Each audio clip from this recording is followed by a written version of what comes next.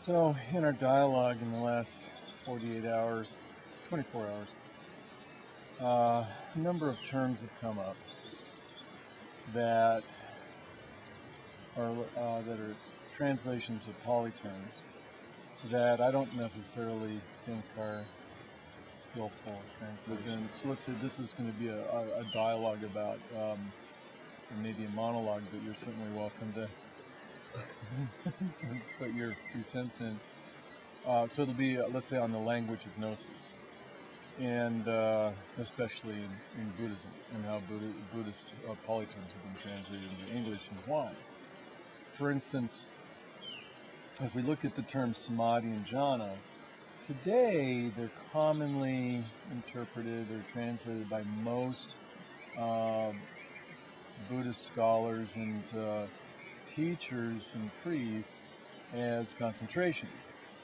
So they're conflating samadhi and jhana as a single thing, and in most translations, especially Bhikkhu Bodhi's translation and Walsh's translation of the suttas, they're translating samadhi and jhana as concentration.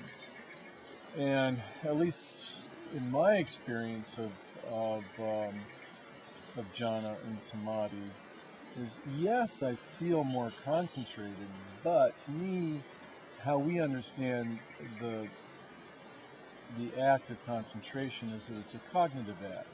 And, it's a willful intention of bringing our attention over and over and over again to a subject or an object. Whereas my experience of samadhi and jhana is that it's subjective, it's not volitional, it's something that arises from the practice of meditation. So to me, the meditation technique is concentration, which represents the 7th fold of the Noble Eightfold Path, which is samasati, but it does not represent the 8th fold of the Noble Eightfold Path, which is samasamadhi.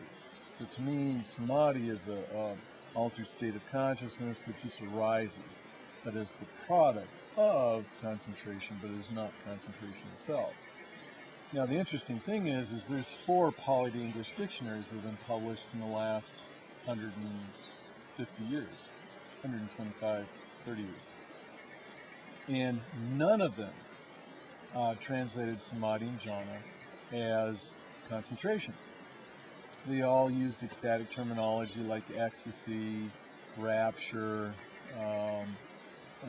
these kinds of terms they used to translate samadhi. So now we have to ask the question, well, why did Walsh, who translated the Digha Nikaya, published by Wisdom Publishing, and Bhikkhu Bodhi's translation of the Majjhima Nikaya and the Samyutta Nikaya, and the Visuddhimagga, why did those 2 translators choose concentration, and why did Wisdom Publishing decide that those translations were the correct translations to use? Because there are other translations out there. But I know for sure in the long discourses, Bodhi leaves. I mean, there's a lot of stuff about jhana untranslated. It's, they use the term jhana actually. I'm almost certain in my translation it's not true. Now, maybe.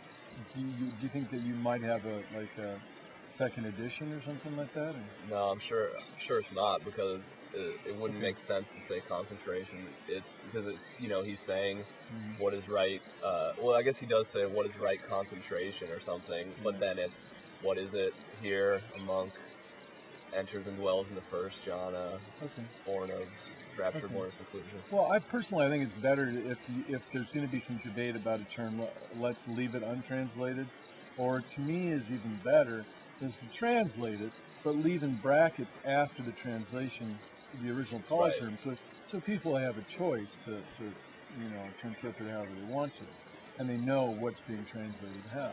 Yeah, I've seen a lot of when I read stuff online from monks. They'll translate it and then they'll just give you the Pali. Oh yeah, and that's nice too. But my preference is to do it in line, so then people can actually see what terms being translated how. instead of doing it as in blocks. I see. Right? I mean, blocks are great too, but Usually it's like a sentence or two sentences right, okay. that give you the power. Okay. Anyway, so to me, to answer the question of why Wisdom Publishing even bothered to publish the first 3 volumes of the Sutta Pitaka of the Pali Canon, why would they do that? And I mean, they're a Buddhist publisher. I mean, so that's understandable, except for one thing. They're Mahayanist. So why wouldn't they translate a Sanskrit, an English translation of the Sanskrit canon? Why the Pali Canon? And I think part of the reason why they want to publish the Pali Canon might be that, well, let's go back to the original source document. That seems reasonable, except for one thing. They only publish translations of translators who use the term concentration for samadhi and jhana, and not other. And then there's other terms as well that I think are questionable, and that are not anything like the Pali to English dictionary editor's choices. And I think the reason why is remember, we were talking yesterday also about in the 1st century BC. At the same time Mahayana Buddhism is arising, and it's arising in Persia, the Pali Canon is also being translated into Sanskrit. Now, to understand why that is that Farsi is very close to Sanskrit. It's a Sanskrit derivative, or maybe Sanskrit's a derivative of Farsi. It's hard to say, but they're very close. So if you're going to take, and we know Buddhism was exported to Persia by King Ashoka and later King Milinda. And so we can understand that they would want to translate the Pali Canon into a language that's accessible to the Persians. And Hindi is a Sanskrit-related language. So all those languages that are Sanskrit-related, it would be to the advantage of Buddhism to translate the Pali Canon into a Sanskrit-related dialect or language, right? Except for at the time that they translated the Pali Canon, some errors came along with the translation. For instance, the term jhana was translated as dhyana, and we talked about that yesterday. Dhyana in Sanskrit means a meditation technique. That's how it's used in the Yoga Sutras. But that's not what the Buddha was talking about when he was using the term jhana. Now, it might be that the Buddha did not understand the term dhyana, and that maybe jhana and dhyana are really the same term, but the Buddha used jhana very differently than the way Patanjali used dhyana.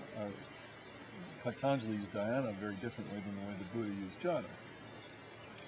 So I really feel that translating jhana as dhyana is a translation error, and of course it ultimately ended up being that the Mahayana schools of Buddhism believe that the 8 jhanas, or the 4 jhanas and the 4 ayatanas, are just meditation techniques. They think of jhana as a kind of meditation exercise in which you imagine that you're experiencing this ecstatic state. Well, that's not what jhana is at all. As you know, jhana is a self-arising phenomena that arises from the correct practice of meditation. So I believe that perhaps the reason why Wisdom Publishing chose to publish Walsh and Bodhi's translations of the Sutta Pitaka are because they both chose to use the term concentration for the translation of jhana and samadhi, and not ecstatic terminology.